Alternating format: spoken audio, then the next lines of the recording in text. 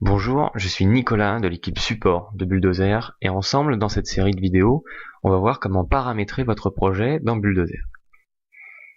Avant de pouvoir paramétrer votre projet, il faut d'abord venir le créer. Pour ça, on va venir cliquer sur le bouton en haut à gauche, Nouveau projet. Le menu de création de projet s'affiche à droite. Dans ce menu, on va pouvoir venir rentrer un titre à notre projet. Donc par exemple, ce titre est nécessaire pour pouvoir créer votre projet.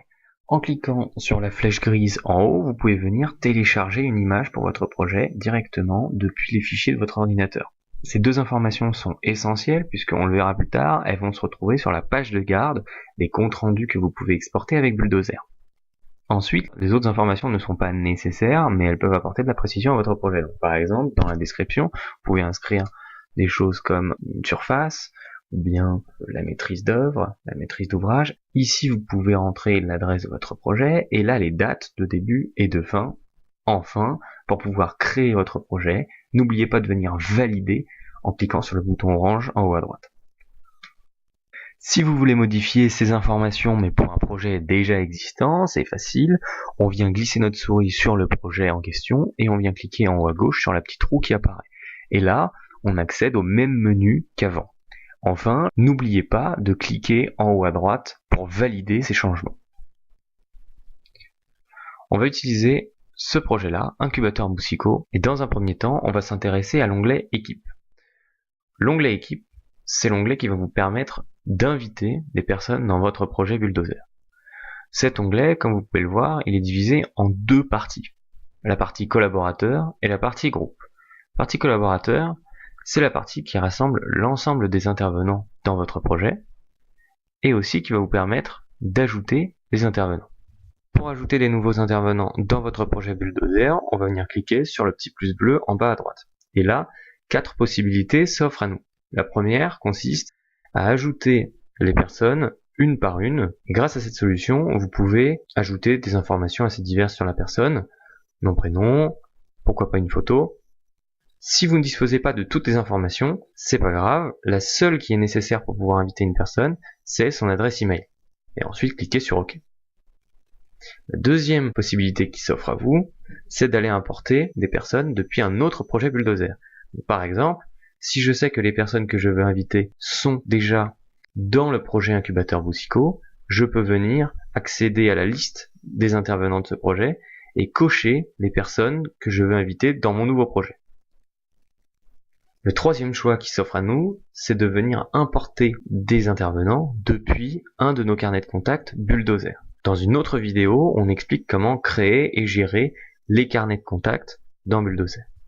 Enfin, la quatrième possibilité qu'on a, c'est d'aller ajouter plusieurs utilisateurs en même temps. Ici, dans cette case, vous pouvez venir renseigner des listes entières de personnes à rajouter. C'est très efficace, par exemple, si vous avez une liste d'adresses email rangée dans un tableau Excel, que vous pouvez copier, puis coller directement dans cette case, en mettant bien une seule adresse email par ligne. Puis, en validant avec OK, l'ensemble de votre liste sera ajouté en une seule fois. Une fois que vous avez ajouté les différentes personnes que vous vouliez ajouter à votre projet, vous avez accès à leurs informations sur cette page-là. Ici, vous avez accès au nom et prénom qui a été renseigné dans l'application Bulldozer, ici leur adresse email, et enfin leur rôle et statut. Le statut que vous voyez sur la droite, en attente ou actif, dépend de si oui ou non la personne a accepté votre invitation. Si la personne l'a accepté, elle est alors notée en tant qu'actif, sinon, elle reste en attente. Ensuite, le rôle des personnes, c'est ce qui va déterminer les actions qu'il leur est possible de faire dans ce projet précis. Dans Bulldozer, il y a 5 rôles possibles. Le premier, le rôle d'observateur, vous permet uniquement d'avoir des droits de vision sur le contenu que l'on vous partage. Le statut rapporteur bénéficie des mêmes droits de vision que le statut observateur, seulement le rapporteur peut changer le statut d'une note de à faire à valider. On verra dans une autre vidéo les statuts des notes. Ensuite, le rôle collaborateur va permettre de bénéficier des mêmes droits que les deux précédents, et en plus, un collaborateur a la possibilité d'ajouter du contenu à Bulldozer et de modifier le contenu de certaines notes. Enfin, les deux derniers rôles, administrateur et propriétaire, sont très similaires. Un administrateur va bénéficier de tous les droits des autres rôles et en plus va pouvoir ajouter des documents, ajouter des plans et modifier l'ensemble des notes dans le projet Bulldozer. Un propriétaire a exactement les mêmes droits que l'administrateur, à ceci près qu'il ne peut pas être destitué de son rôle par aucun autre. Maintenant qu'on a vu ce qu'il était possible de faire dans la partie collaborateur, on va s'intéresser à la partie groupe. La partie groupe, c'est dans cette partie où vous allez pouvoir créer des listes de diffusion auxquelles vous allez affecter les différents intervenants que vous avez ajoutés dans la partie collaborateur. Créer ces listes de diffusion va vous permettre une communication plus fluide et plus transparente dans Bulldozer. Pour créer une liste de diffusion, on va aller cliquer sur le petit plus orange en bas à droite et ici on nous demande de choisir un titre pour le groupe. Par exemple, on va mettre maîtrise d'ouvrage. Le groupe se rajoute sur la gauche et ici lorsque je viens cliquer sur le groupe, je vais pouvoir aller choisir quel intervenant je veux affecter à ce groupe.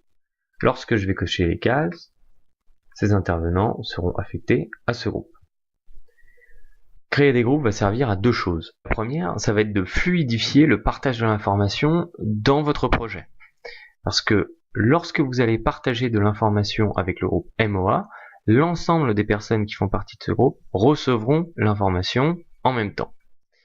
La deuxième utilité, ça va être lorsque vous avez des entreprises qui sont responsables de certains lots, par exemple, qui n'ont pas Bulldozer. Là, vous allez pouvoir venir créer des groupes, comme ceci, qui portent le nom du lot ou de votre entreprise, par exemple, et vous allez pouvoir aller affecter des tâches à ces groupes.